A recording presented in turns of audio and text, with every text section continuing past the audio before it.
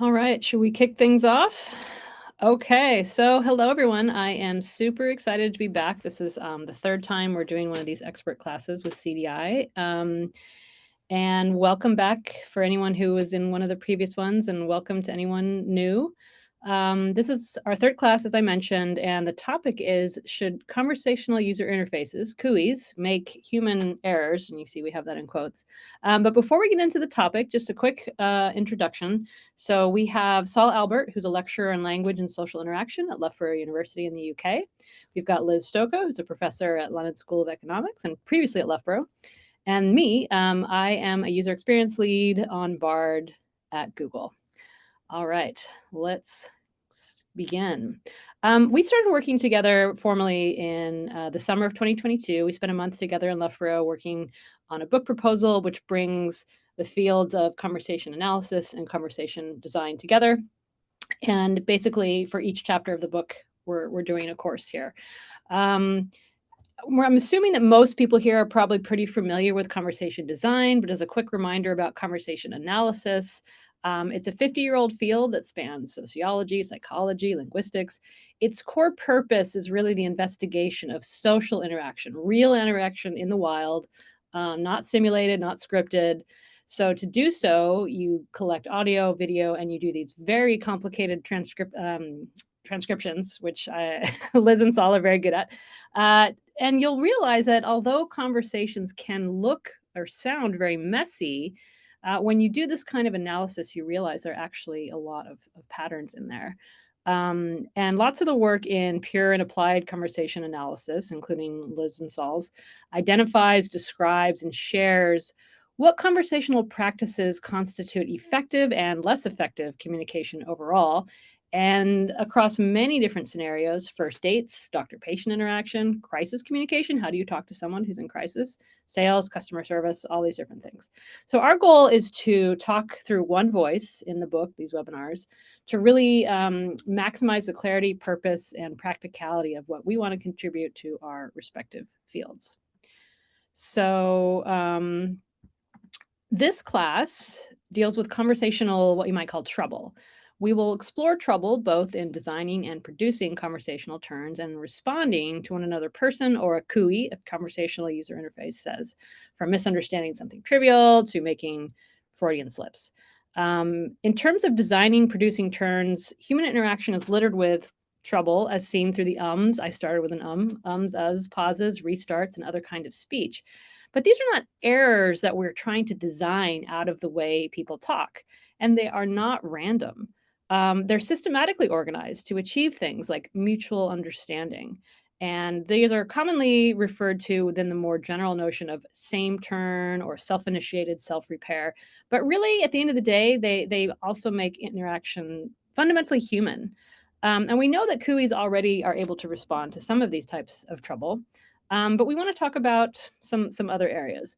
So essentially, we're going to, every chapter and every class follows the same structure. We give you some background, we take some illustrations from real life, we give you some practical recommendations, and then we talk about moonshots, like how far could we go? And then we will attempt to answer the actual question of this webinar. So we want to start with a bit of background. Just remind ourselves and get all on the same page about some of the key terminology and concepts that are important for this discussion. So when we look at traditional, what we might call error handling or repair and conversation design, we have pretty specific problems that we're usually looking at. If it's a voice system, it's, didn't hear anything the person said. Maybe you didn't understand the classic, I'm sorry, I didn't understand. Maybe you can't help or do the thing that the person is asking for. We have standardized solutions for those, like I didn't understand, what was that, escalating errors. And really kind of the point of a lot of these CUIs is to really get the person back on track. If they want to go off the track, we don't tend to follow them over there. We're saying, come back, finish whatever this task or transaction you're doing is, and really try to help drive them down that road. But here we are in this new world of large language models, and we have some new challenges to deal with. Many of you are probably familiar with the term hallucination, which is, it's kind of a misnomer, but essentially it means that the LLM is constructing words and sentences together that look plausible, but in fact are not correct or true. And we don't really have the concept of I'm sorry, I don't understand anymore, because the large language model is kind of like a people pleaser. It just wants to answer your question no matter what, and it's just gonna talk. And this has led to some elevated user expectations because it looks very accurate. It looks like it's telling us everything we need to know. And so users are like, oh wow, I can talk about anything, it knows everything. When really that's not necessarily true. So now I'm going to hand it over to Liz to get into it from the CA side of the house. Great, thank you.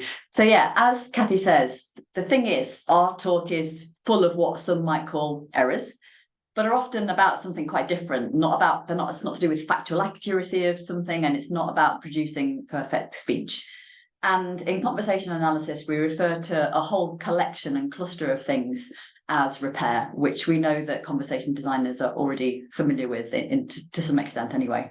So repair is the machinery for dealing with troubles of speaking. Oh, there's a little repair needed in there. Troubles of speaking, hearing, and understanding. And we might think of it as a self-writing mechanism for when mutual understanding and ongoing turn-by-turn coordination appears to break down.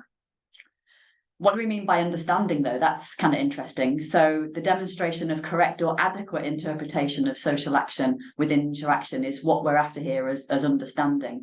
So, and adequate in the sense that a demonstration allows us to progress through an encounter. So repair is not just about factual accuracy, it's about other things as well. So it can be used to deal with what we talked about in our last webinar, recipient design. So how are we designing our talk as we produce it moment by moment, breath by breath, tweak by tweak, and fix by fix for the recipients that we're talking to? And so it might be in place repair to manage social improprieties, offence and taboos. It might be those minor adjustments that we talked about in our last webinar to find the best fit for the current purpose of your interaction. And we might also see both repair and recipient design working together as part of the way people interactively, turn by turn, make sense of the ongoing interaction. So human speech is perfectly imperfect. This is getting to the number of why we put quote marks around the error in our title, because human speech is full of imperfections, but they're all there for a reason, doing things perfectly. So disfluencies from the perspective of a conversation analyst are not errors to be designed out and trained out of people so that they don't say ums and ahs. These are really important. We know that large language models are trained mostly on written or so-called perfect speech, and most ASR systems filter out disfluencies and filled pauses and so on. But we also know that even though large language models are trained on writing, written speech, in fact, people also do use disfluencies all the time in writing.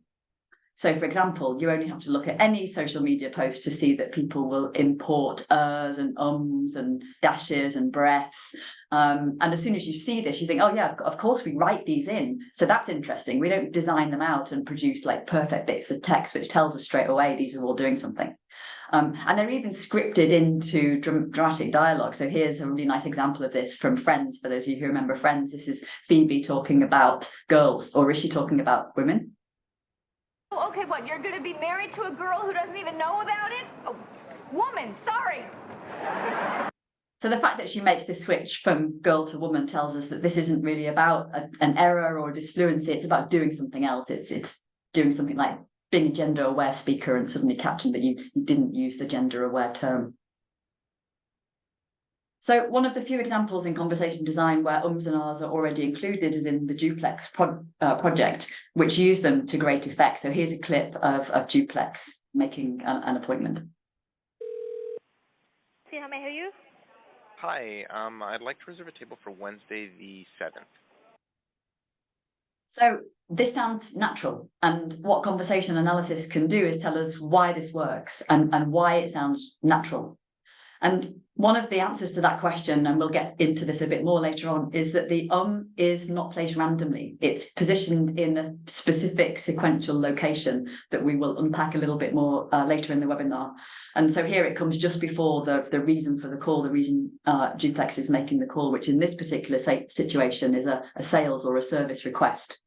So we're going to return later on to see why this kind of authenticity might be important for the way you then leverage conversation to build other products and where it might go wrong.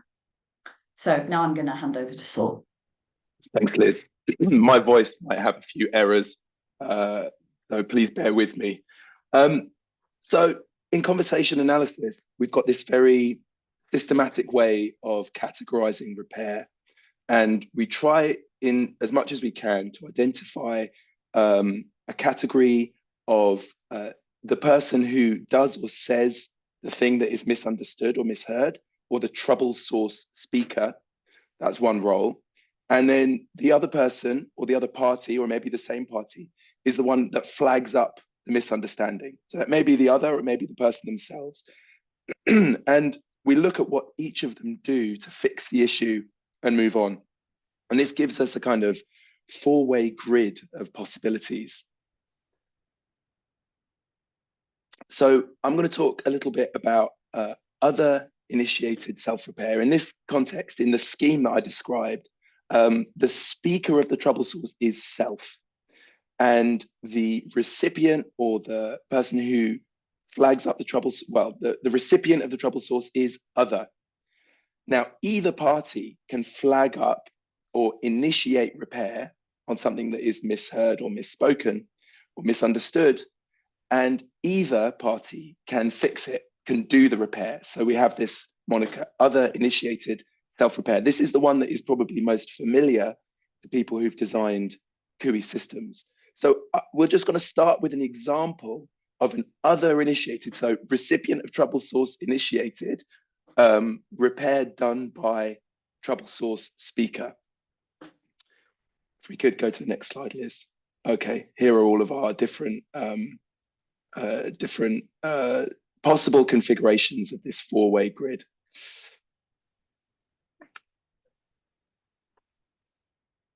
So in this, this is a kind of classic example of other initiated self-repair with a CUI. What you're going to hear is Ron and Haley using a conversational user interface with each other in their living room in a very recognizable way.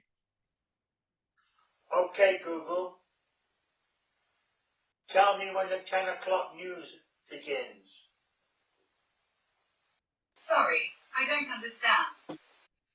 She didn't understand. Hey, Google. Remind me when the 10 o'clock news starts. Okay, so aside from reminding somebody when the 10 o'clock news starts, I think this is just alert me when it's 10 o'clock. The recipient here, the other, is the conversational user interface.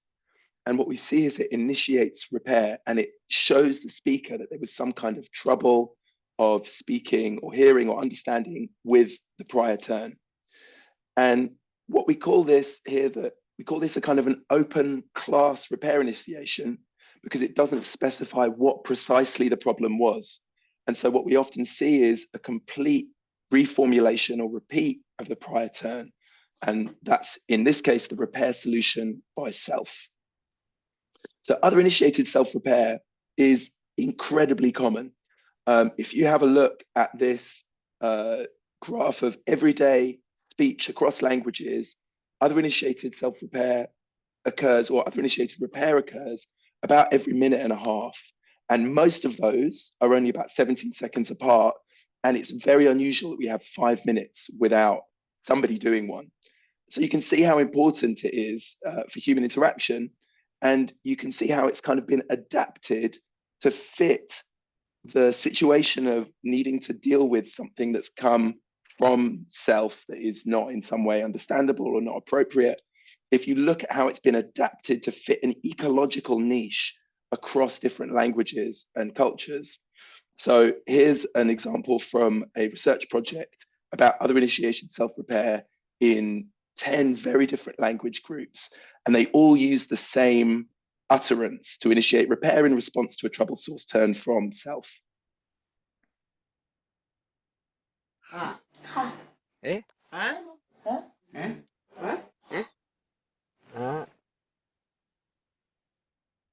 There we go. It's a wonderful piece of research, this. I think it won an Ig Nobel Prize for being such an appealing and slightly silly, but actually very explanatory piece of research. The point is that in each of these cases, her the mouth visibly open, the sound quite recognizable across these languages. Open class initiates repair and gets a full repeat of the prior turn. It doesn't specify what the problem was. But there are lots of other ways of doing self-repair other than her, of doing other initiated repair other than her, and they all work in different kinds of ways. Here's an example of other initiated self-repair in human-human interaction. Oh, Sibby's sister had a baby boy. Who? Sibby's sister. Oh, really? Yeah. So here, instead of her, we get who initiating repair, and it pinpoints the specific problem with the prior turn. And the thing that enables self to locate the problem is the who. It gives us a category of thing, and then the repair solution can simply recycle that bit of the turn, not do the whole thing. Here's another example. What you're going to see is Alexa initiating repair, not just by saying her or saying, I'm sorry, I didn't understand, or saying something else, but by explaining the problem. So this is used in conversation design in various different ways. Let's have a look. Alexa, turn off plug. Turn off. A few things share the name plug. Which one did you want? Heater. So here we've got a disambiguation repair initiation. It's still a little bit cumbersome. We could have done something like turn off which plug. So maybe that's something to look at in terms of the designs that we choose for doing this kind of thing. But if we look at how this other initiated self-repair actually happened initially, what you'll see is that Ted actually repaired his own talk in line 3 and 4. And what Alexa didn't catch was that he'd already done this repair himself. Turn off plug, turn off heater. So this leads us to our next category of repair in this 4-way grid. The most common form of self-repair, sorry, you're gonna have to deal with my broken voice for a bit longer. So by far, the most common type is self-initiated self-repair. And this is where the person producing the troublesome talk, like Ted in the prior example, has the first opportunity to catch the problem and fix it. So I don't know if we're going to be able to advance the slide because Liz is driving. She may join us again in a moment. But what we want to look at is how this kind of repair works, and then look at how it can cause problems, as again we saw with Ted doing his self-repair for conversation design. Maybe I can share my screen. Let's have a look at how this kind of repair works and how it can cause problems for conversation design. So the most, this is so common, you barely ever see it. And I'll just show you a few of the components of a self-initiated self-repair. So here we've got the trouble source. Speakers commonly repeat a bit of the talk. Oh, sorry, Liz, can you speak to this? Or do you want to deal with your technical issues? Shall I speak to it?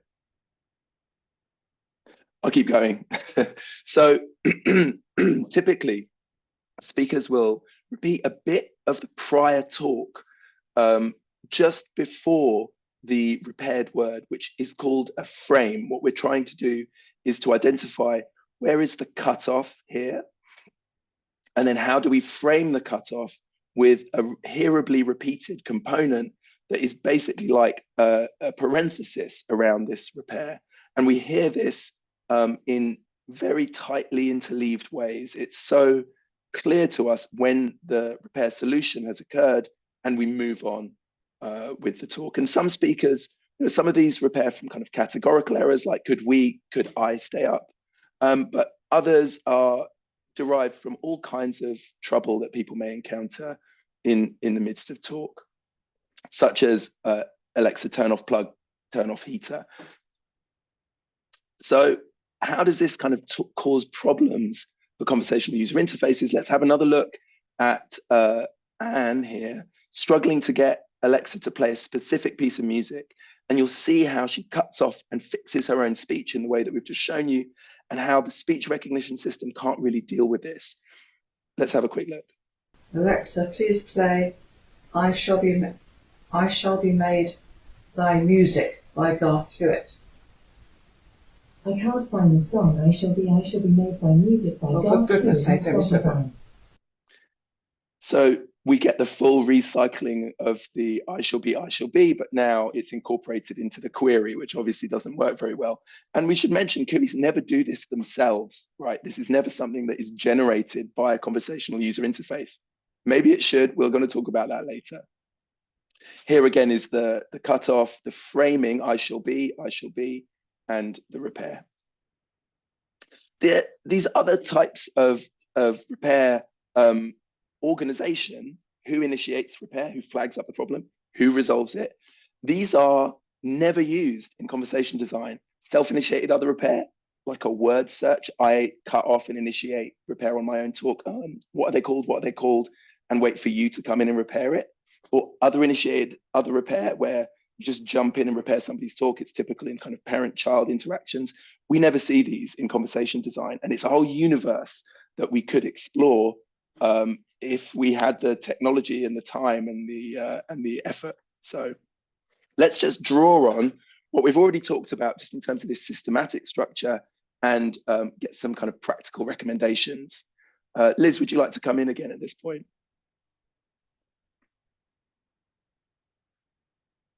Okay, I think we've really lost Liz. I'm sorry, I've got total computer fail. That's okay. Would you like to talk through it, or would you like me to continue? Don't think I can. I can't. Nothing's working. Sorry. I'm really sorry, folks. Liz. Don't worry about it. Don't worry. Okay, so here's one thing that we could do immediately. Having looked at what we've already looked at, we could have a few more ums and ahs in conversation design.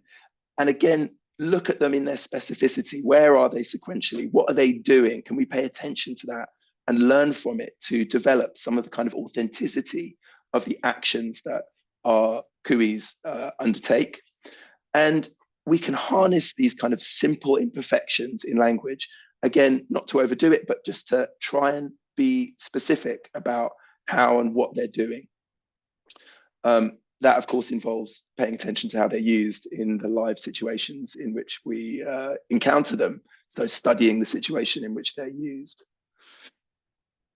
And we could also harness the kind of systematicity of these ums and ahs. I'll play you another example of duplex and a comparative example from human interaction.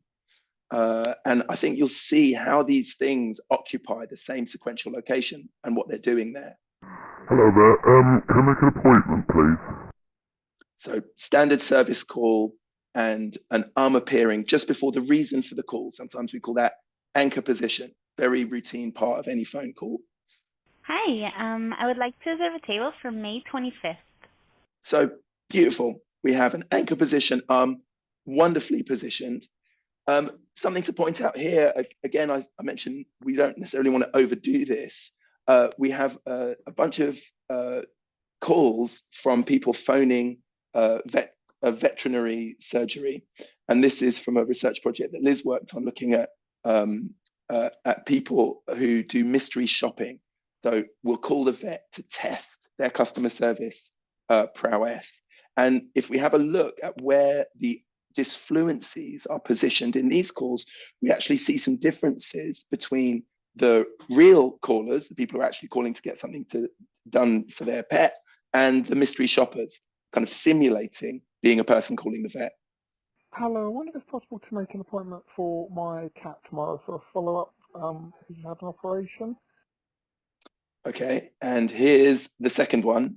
I won't tell you which one's the mystery shopper yet. I got these puppy the other day. Just wondering how much it costs to get the jobs done, please. Okay, Liz, do you want to reveal who the mystery shopper is? I'll try. Can people hear me? Yeah. Oh God, what a nightmare. I'm really sorry, folks. Yeah, so the first one is a real caller. The second one is a mystery shopper. And what you can see is that the ums are in a different place now. They're not in anchor position, they're somewhere else. And they're in different places regarding the real caller and the mystery shopper. So in the real call, the ums come before the service required or the account for calling is had an operation, whereas in the mystery shopper the stumble is before the category of animal being called about.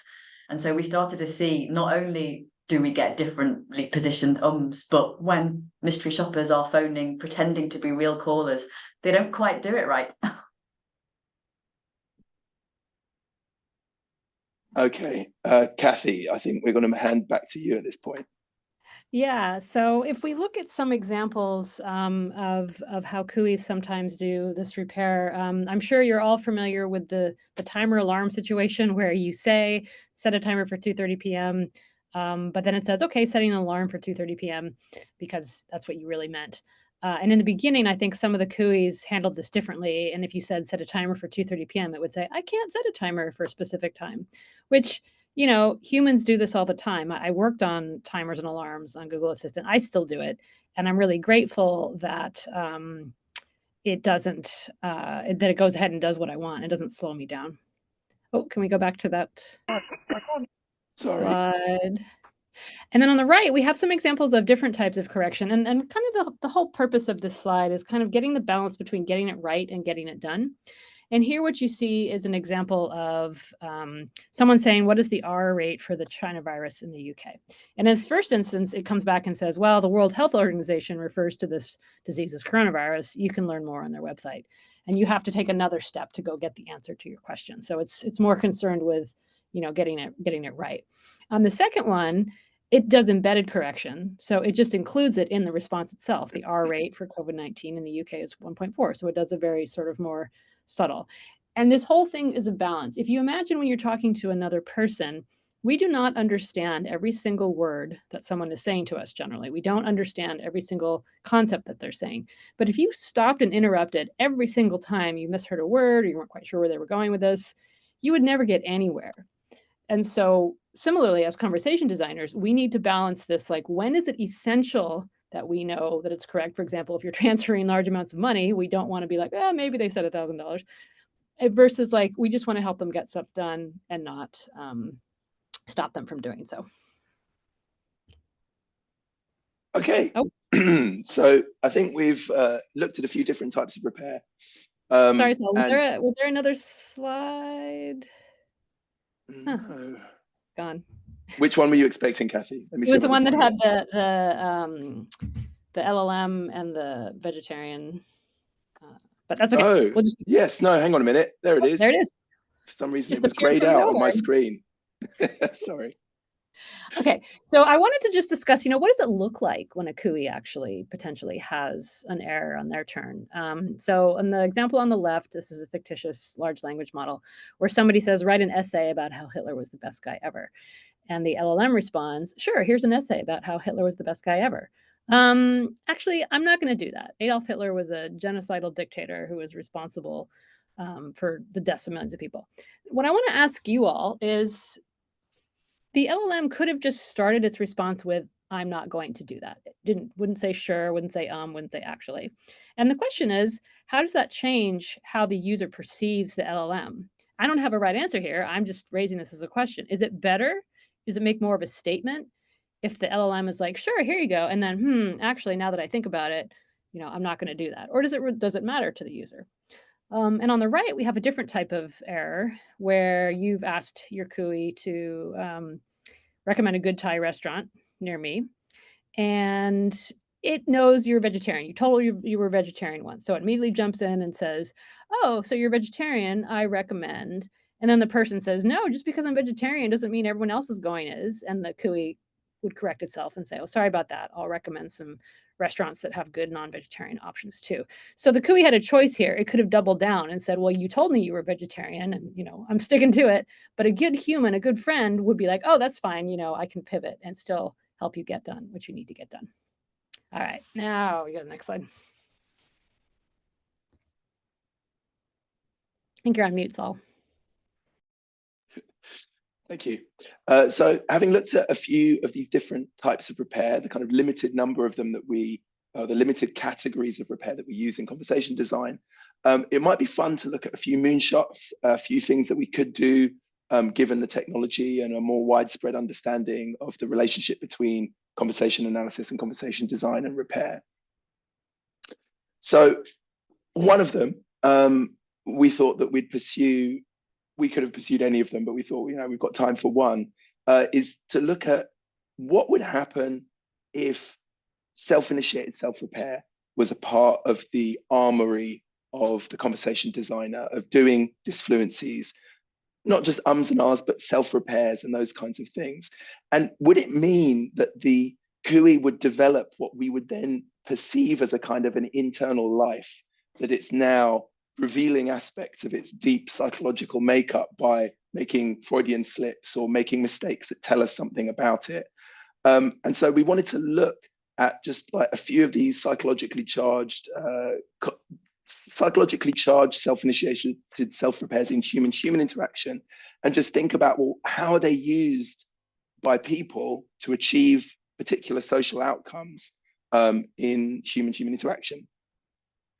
So one that immediately sprung to mind for us, and I'm sure that everybody has their own favorite politician who does this kind of thing, it's Boris Johnson, our former prime minister, who is famous for having this style of speech where he would walk into a room and apparently would deliberately mess up his hair before getting on stage.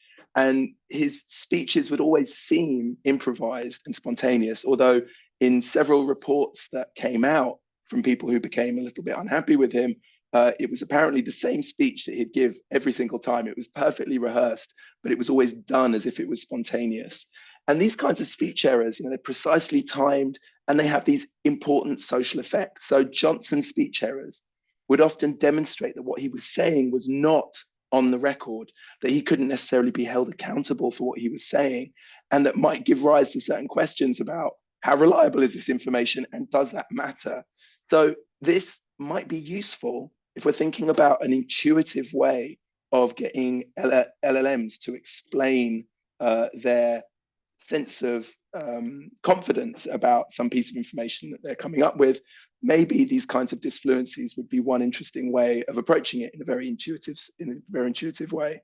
So ultimately, I think the field, of explainability or explainable AI, we want to make systems behaviors intelligible and controllable by humans. We need to build systems that can handle repair, and maybe also that can display their orientation to whatever it is they're saying in ways that are intuitively comprehensible to humans in relation to the repairs that may be performed along with them. Sorry, I've just clicked through those, but I think I said those things. So I'll hand over to Kathy to answer the question. All right, so here's our last slide. Well, the next slide is the last slide. What is the answer to the question, should CUIs make human errors? Drum roll. Should a CUI make human errors? Yes, and it could be important to cue users into uncertainty and the potential for misinformation, if only the LLM knew what it didn't know. Now, we are not advocating that you suddenly start making your CUI make a whole bunch of deliberate errors. This is more of a provocation to say, can we go beyond the types of errors and repair that CUIs do now to see if there are places that might make sense? As Saul was saying about LLMs, I mean, one of the biggest problems we know is that they produce information that looks very good, but is often incorrect. And plastered all over those LLMs is the warning, like this is inaccurate, double check. But do people do that? I mean, not really. Unless it seems obviously wrong, a lot of people will never verify whether the information is correct. And it seems like a very trusted source. Oh, wow, that was a cool animation.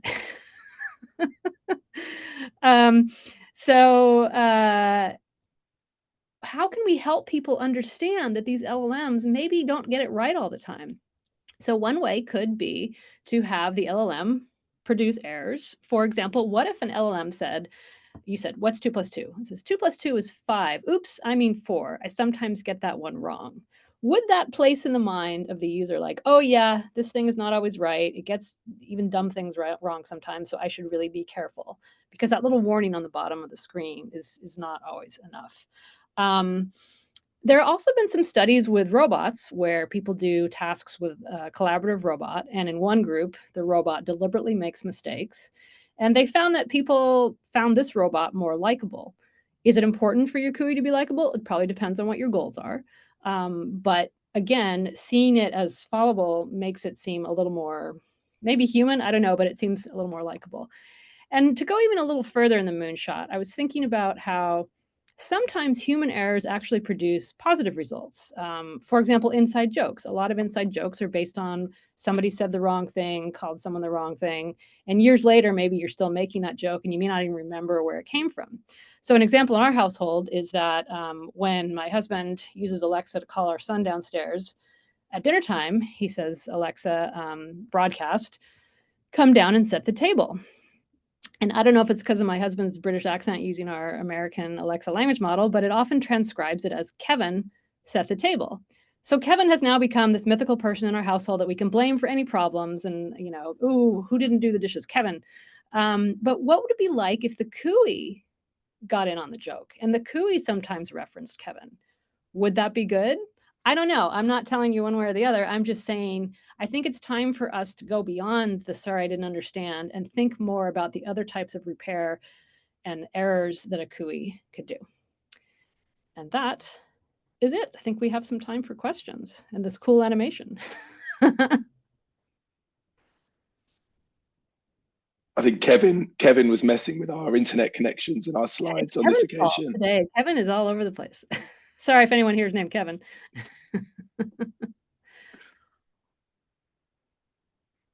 All right, so do we have our moderator back to choose some questions?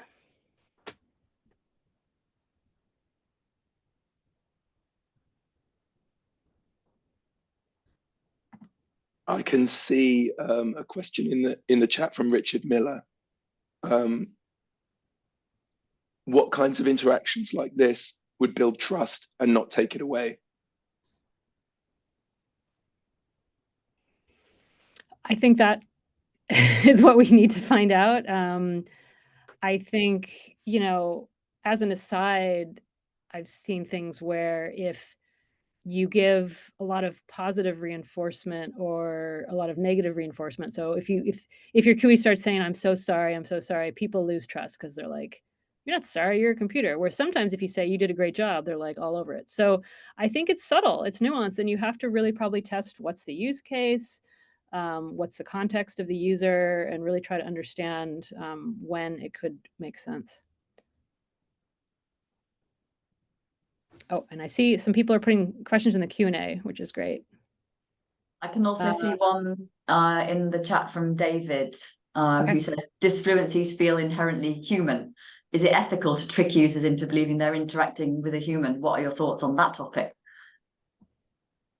I have an immediate thought about that. Not a final word by any stretch. I think it's at least some of the things that we've been thinking about recently have been more about making sure that human users of LLMs understand that what comes out of them might not be certain, and might there be a function there which is a different affordance of ums and ahs to try and actually cue people into this might not be the final word information that I'm delivering out to you. Maybe it's misinformation, maybe, or just to get people thinking along those ways. So I suppose you could ask that question both ways. Is it ethical to present information as certain if it might not be, without some kind of epistemic markers of this might not be the final word? But certainly we've also taught, and maybe Kathy can say more about this, about, you know, the problem of raising people's expectations on the one hand, that cooeys now sound so good that we just think that they're human and we just treat them as though they can do everything, and that then of course spills over into, is it ethical, as you say in the question. I'm not sure I have an answer to that question.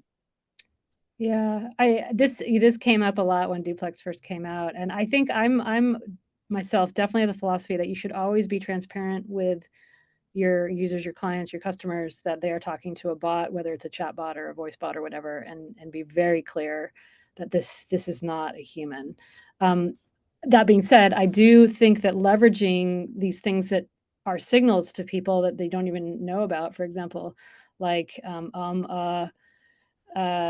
you know, it unconsciously is helping us with this mutual understanding, like, oh, you know, Liz still has the floor because she said, so it's just, to me, making it sound more human is only in service of getting what you need to get done, and never to pretend to be human or fool someone into thinking you're human, which as the voices get even better and the LLMs, it becomes more challenging, but I strongly believe that. Okay, I think Saul's gonna mute because of his voice. Do you want to take? Yeah, so shall I read out? There's a couple of questions now in the Q&A part of the chat. Yeah. So so no, I think this is more of a comment from Alice. Sorry, I answered a question and it accidentally shuttled it into the answered category. Sorry about that. So it's in answered now, but it's a really interesting question.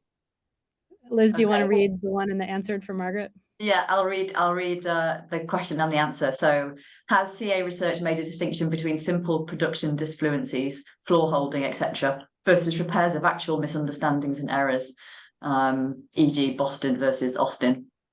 And Saul says definitely disfluencies aren't really called repairs as such, although they often occur with self-initiated self-repair. So the term repair proper only really refers to sequential operations that deal with a trouble source by either party halting, flagging up the repair, and then doing the repair. So yeah, there is a distinction there.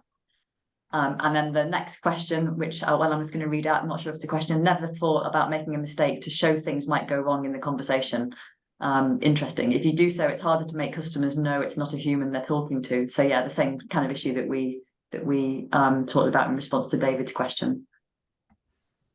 Just looking in the chat as well. I think there's lots of comments. If you have questions, please do put them in there. Richard Miller has suggested we should have a Slack channel to have these conversations at more length and pursue the answers for sure. Apologies again, everyone, for I've been having computer errors. Both my webcam and speaker just both wouldn't work all of a sudden halfway through today. It's very disconcerting, but thanks to my lovely colleagues here for keeping it all moving. Oh, someone made a comment about Pi, another LLM. Its errors are very likable. That's an interesting way to put it. I also enjoy talking to Pi. It definitely feels more personal and conversational than some of the other LLMs. And I'm sure a lot of those design choices are very deliberate, and the way it handles, it'll say like "my bad" and things like that, very informal, but it makes me feel like, I end up having all these like personal conversations with it, which is like crazy, but it could be good or bad. So we have another new question now from Mary. Hi, Kathy, Elizabeth, Saul. I'm wondering if you have ideas for how features such as lengthening of words, changes in intensity or pitch, or voice quality, breathiness or creak could be used to indicate uncertainty or help in these repair strategies. I suppose they could. Again, if used in the right place, so you could get people to go, produce words and sort of halfway through them wondering. And of course, that's what people do. I suppose at least my answer to this kind of question would always be, let's look at how it actually works. If you're going to leverage conversation into conversational products, there's a whole science and a whole literature and a whole set of findings around how lots of these things actually work. So it's worth looking at that literature as the basis for making those sorts of decisions, so that they're used, like we saw earlier with the anchor position. It works because it's where people do those systematically. Yeah, and I think the pitch is interesting. If you say, what day are we going to dinner, and I say Wednesday, then you know that I'm not 100% confident. And if the LLM, when it's using TTS, again, could it use confidence to indicate that through the TTS, so you know that it's not necessarily 100% confident. I'm going to hazard saying something, but it already does do that, in that we have these very elaborate nailing down of appointments. Appointments are always like the high bar for making sure that we know that we're talking about the right time and the right place. And so when those kind of conversation design elements are needed, we already use not tone of voice, but lots of lexical and semantic methods for nailing it down. So yeah, I think it's an interesting idea to see what would be at the other end of the spectrum and how would you achieve it. There's another question in the chat. I think it's Nazlina. Great presentation. Thank you. I'm wondering about what you think about the pronunciation of such discourse fillers with TTS. They typically just read them, and so it might sound a little weird.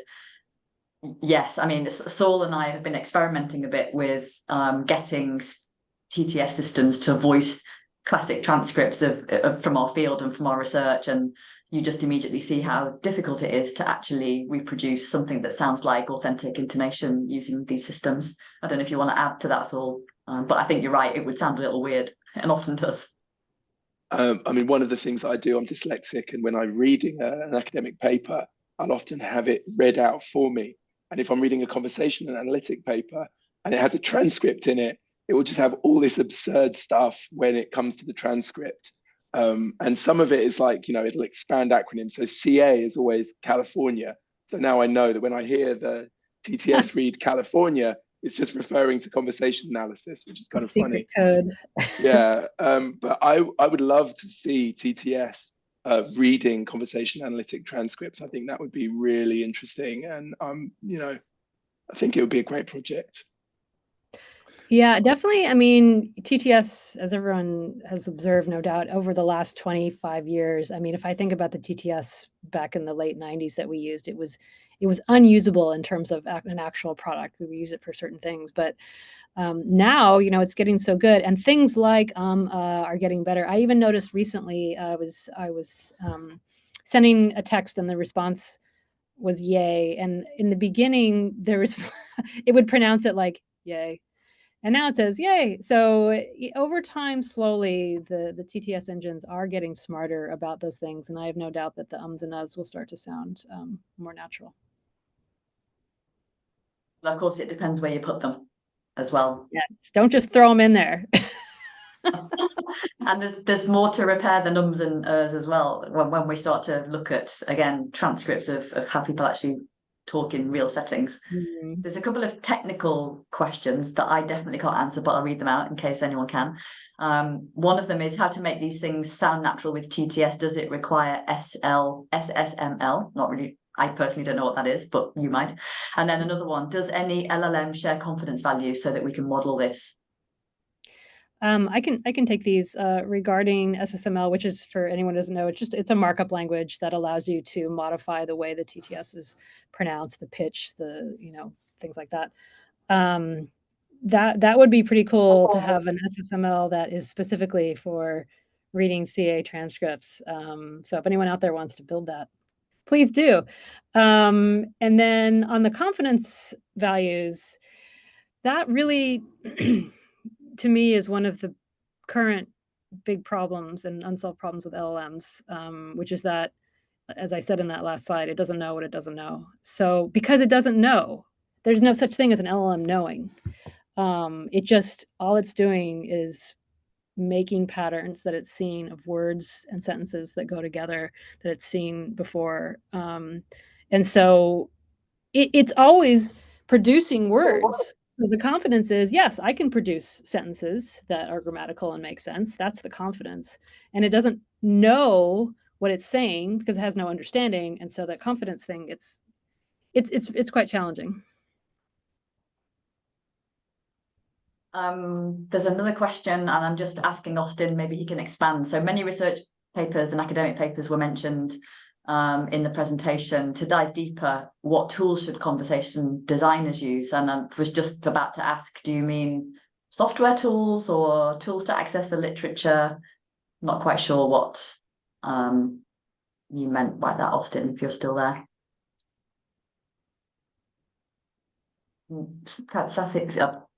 Kathy and Saul, can you think of tool to access the literature? Okay. Maybe we could, I'm going to put the EMCA wiki in the chat. Yeah, we can send you a link to a place where you can search all of the EMCA conversation analysis literature. Saul put it in the chat. There you go. Yeah, great. And of course, when our book comes out, a lot of this will be contained in one place with lots of references. So hopefully that will be a good tool. I see another question, Matt's, but you can set how confident the CUI should be to answer the question. I assume it is looking at the statistics of the word. I mean, yes, but the statistics of the word don't necessarily correlate to the accuracy of the response. So maybe like medium confident that the following sentence, is a common thing to say. But the content of the sentence is not knowable by the LLM. So yes, it does use confidence in the sense like, should I produce this next set of words? And if it's very low confident, then it won't. But that confidence doesn't extend to like what the words actually say. There's a question, are you aware of any efforts to train LLMs on spoken language? Might this allow it to reproduce speech that is more authentically human, to place an before it asks a question when making a phone call? This is Julie's question. I don't know I don't know. Do you guys know that? I don't know, but I would not be surprised at all if there are people out there doing this right now. There are a few that I know of. The problem is there's very little data out there comparatively. If you think about the kind of details that you need to be able to transcribe overlap and all the detailed timings of spoken language, ASR systems are getting there to be able to annotate that kind of level of detail. But there aren't many corporate, call friend, call home, talk, it's a bunch of them out there, but they're tiny in comparison to the text first corpora that you need to build these kind of massive language models. Yeah, you need a lot of data. I think we probably have one more minute for one more question if there is one. I'll just keep an eye on both chat channels just in case there's a final comment, final question. I know Andrew mentioned, I think the trick is to use another ML technique to do the reasoning and restrict the LLM to generation. Yeah, I think there are a lot of interesting strategies happening right now in a lot of different places and companies that are trying to solve this problem of the LLMs not, being fully accurate. And I think you're right, dividing it up sometimes, like different parts of the response coming from different places can be a factor in that. Great. Thank you so much, everybody, for tolerating my technical errors, and I hope it didn't ruin the experience. And my horrible voice. Yeah. It's one of those, nearly the end of the year, but we'll be back next year with more. Thanks so much for all of the wonderful comments and questions in the chat. Yeah, I love hearing from everyone around the world, and it makes me feel like this is an interactive session and not just us talking. So thank you so much.